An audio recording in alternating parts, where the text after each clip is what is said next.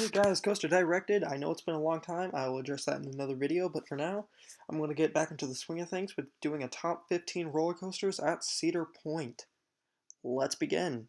Number 15, Woodstock Express, a kiddie coaster, very cloned or whatever. I just did 15 for a nice number, pretty simple multiple of 5. So, just Woodstock Express. Number 14, Iron Dragon. I did not like this that much. Very, very rough, in my opinion. Seats are not that smooth, or not that comfy at all. It wasn't that exciting until the end. It was a bland ride. It was the only one that I was disappointed with, honestly, at Cedar Point.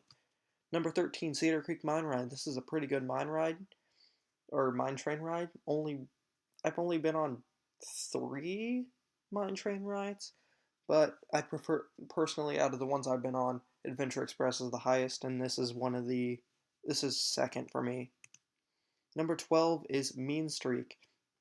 It wasn't terribly rough for me. It was okay. It was boring. That's what I'm gonna say. It's pretty boring. It's dull. It's pretty rough, but it's not terribly rough in my opinion. But it's just dull. It's tall, it takes up a ton of space, it should be exciting. RMC, if you can do anything with this, you RMC, if they get a hold of this, they can easily make this a top tier roller coaster, but for now it is not that good. Number 11 is Corkscrew, an aerodynamics looper. This is it's rough. It is rough. It's not as rough as Mean Streak. I do really like the scenery or the placing of this ride, how it goes over the midway. It looks very, very good.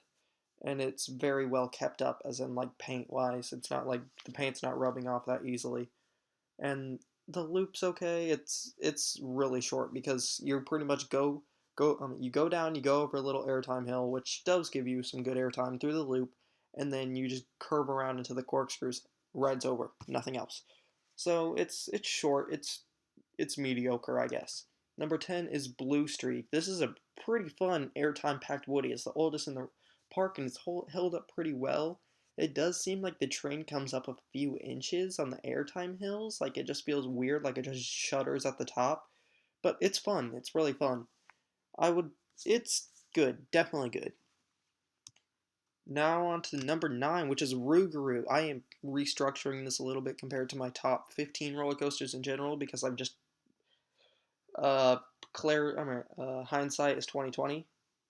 But anyways, with this, Rougarou wasn't that good. Honestly, I can't imagine how bad it was with Mantis or whatever. It's okay. It's a nice ride, but uh, second half's not that good. First half's pretty good though.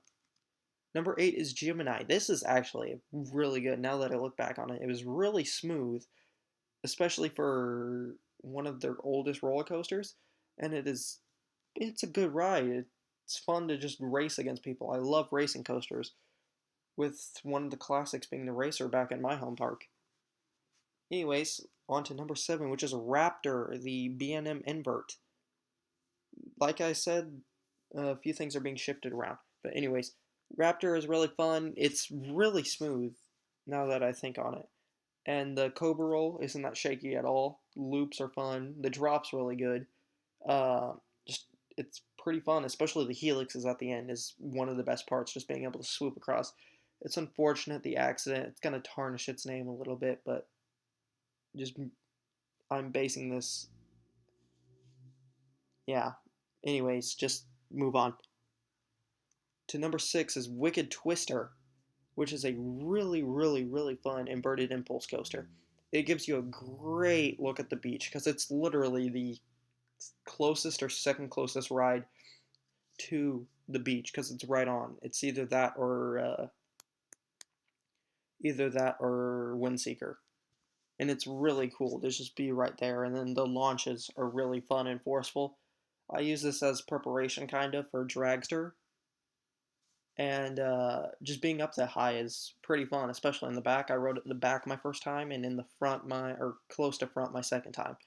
It's really fun, nice and smooth, nothing wrong about it. It's fun. Number 5, Magnum XL-200. This has definitely gotten moved up a lot. This thing is airtime packed. It's fantastic. It kills your legs though. I rode it 4 times, and every time it wasn't that bad. Not as bad as I thought it would be.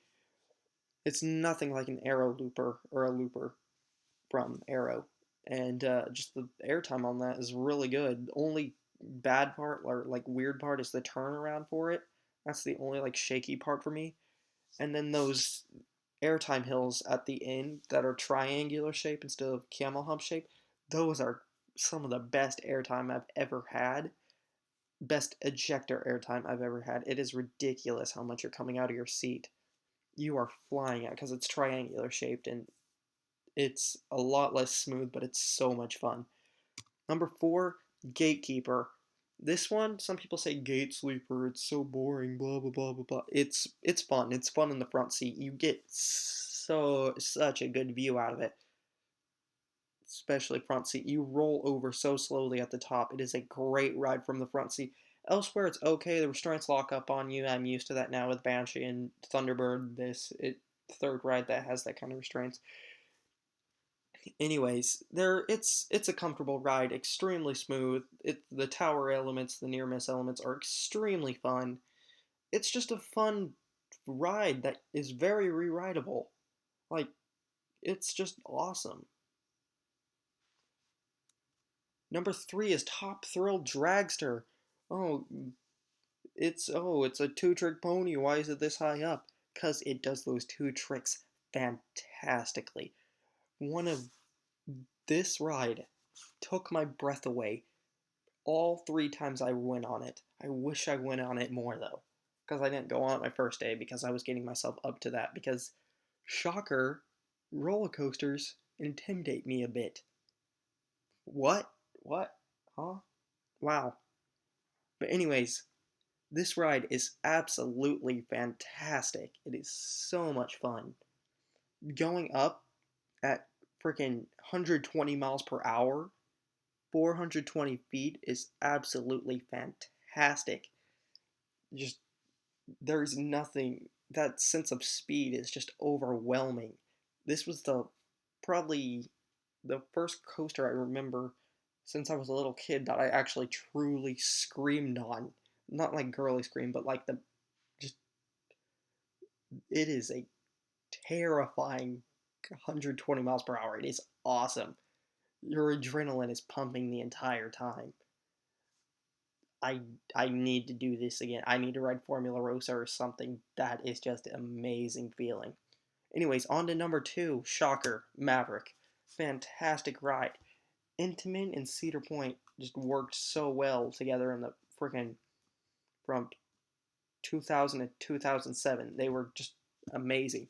But anyways, this ride is absolutely awesome. Has awesome ejector air times, sideways ejector air time on the little quick overbanks, and the Heartline rolls are nice, smooth, and they don't interrupt stuff at all. Like they feel natural, extremely natural, and the launch is just blazing fast.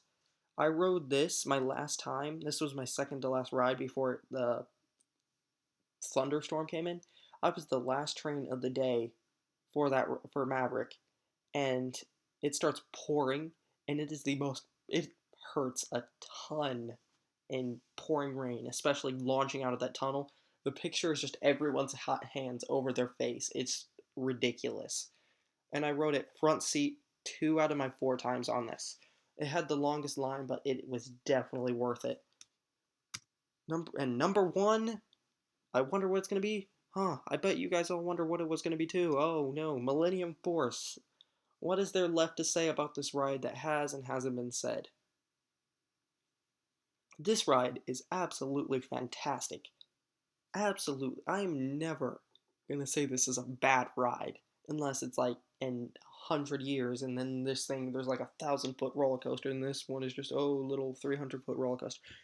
This ride is absolutely blazing speed the entire time. This is sustained. This is the definition of sustained speed. You are sustaining speed the entire ride. Oh, it doesn't have a lot of airtime. I don't care really. It has three really good airtime spots.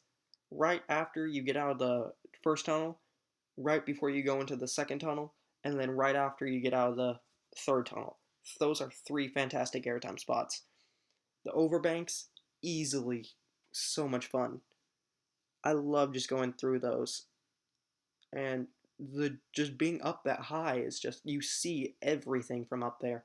Top Thrill Dragster, you don't really get a sense to take it in, but on Millennium Force, you just notice everything's getting smaller and smaller and smaller. And once you crest the top, it is a rush. And it's not forceless like people say. It is very forceful. Whoever says it's Millennium Forceless is either A, used to just riding Top Thrill Dragster only, and rides like Dodenpaw or something like that only, or B, people who haven't ridden Millennium Force. Anyways, thanks for watching. Make sure to like, share, favorite, and subscribe. And as always, keep coasting.